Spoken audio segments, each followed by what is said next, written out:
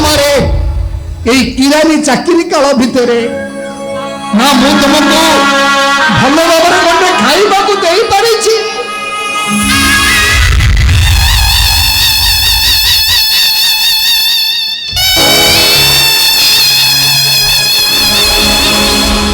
ନା ତମ ମନ ପସନ୍ଦର ମୁଁ ଲୁଗା ଖଣ୍ଡ ପିନ୍ଧିବାକୁ ଦେଇପାରି? ତମେ ଜମା ମନ ଦୁଃଖ କରନି। ମୁଁ ତ କେବଳ ଜାଣିବା ପାଇଁ ଚାହୁଁଥିଲି। ମୁଁ ସତ କହୁଛି, ତମ ମନକୁ କଷ୍ଟ ହବ।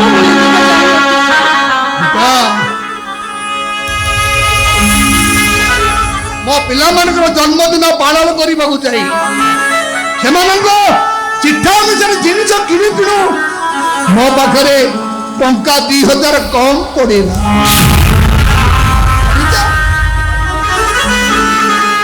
ସେଥିପାଇଁ ନା ମୁଁ ମୋ ସେ ଭଙ୍ଗା ସାଇଲଟାକୁ ବିକି ଦେଇ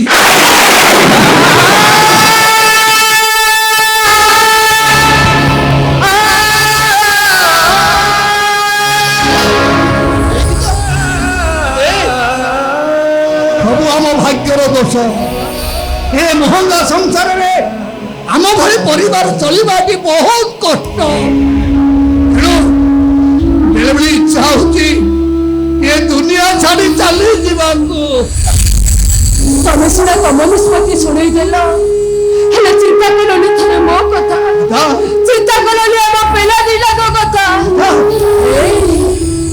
ଆମ ପିଲାମାନଙ୍କୁ ମଣିଷ କରିବା ପାଇଁ ଆମେ ପରା ଆମ୍ବ ଟାକୁଆ ତେନ୍ତୁଲି ମଞ୍ଜି ସହିତ ମିତ ବସିଛେ।